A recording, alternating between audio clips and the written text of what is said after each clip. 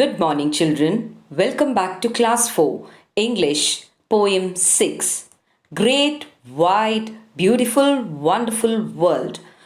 Written by William Brighty Rance. William Brighty Rance was a well known English writer who was born in Chelsea, London.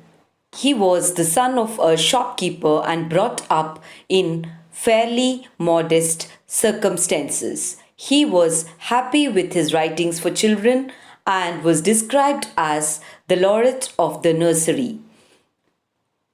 Rance had a great love of nature, and this is illustrated in his poem Great Wide Beautiful Wonderful World, which appeared in a collection called Liggett Lectures in 1871.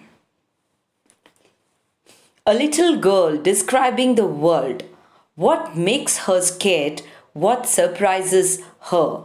Let us read the poem and then understand the poem. Introduction. The title of the poem clearly expresses the theme of the poem.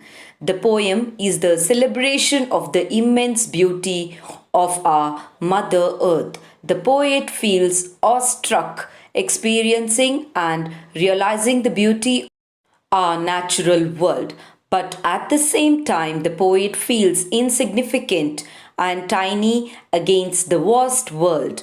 But at the end, he feels somewhat relieved to realize that, in spite of being very insignificant, he, as a human being, is greater than the earth. I will now read the poem for you and then explain it to you, children. Great, wide, beautiful, wonderful world. Stanza 1.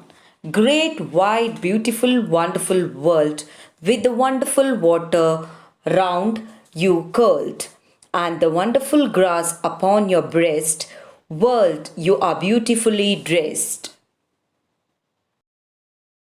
This is a poem by W.B. Rance.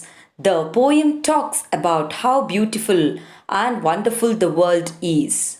It uses metaphor and personification to describe the different elements of the world in the first stanza. The poet describes how the oceans and the land are placed over the expanse of the world. He compares the way the water curls around the earth and the way the grass dots the earth's surface to the way a dress lays upon a woman.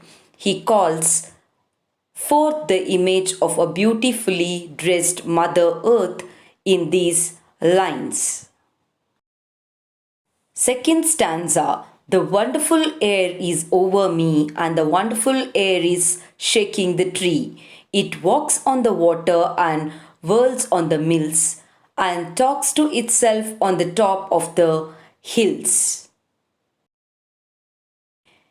In this stanza, the poet then talks about how the fresh air flows around us and invigorates us. He describes how the wind blows among the trees and the hills and causes the windmills to run. He uses personification to describe how the wind gently blows over rivers and seas, almost like it is walking over the water.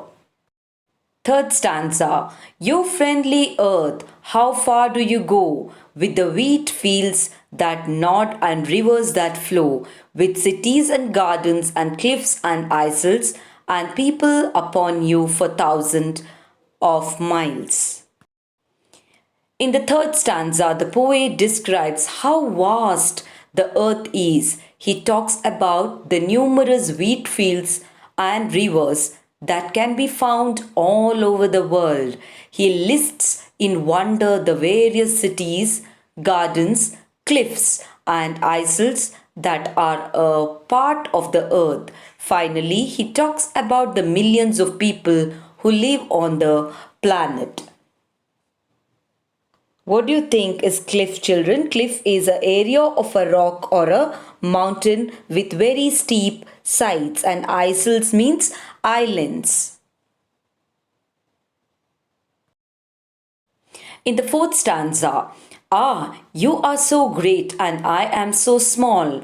I tremble to think of you, world at all. And yet, when I said my prayers today, a whisper inside me seemed to say, you are more than the earth, though you are such a dot, you can love and think, and the earth cannot. Here in the fourth stanza, the poet concludes the poem by reflecting on how big the world is and how small he is by comparison. He says that although the vastness of the world scares him, he has realized that there is one thing that makes him greater than the world in spite of his small size, his ability to think and love, an ability that the world does not have. Hope all have understood the poem, children. Read the poem. Thank you.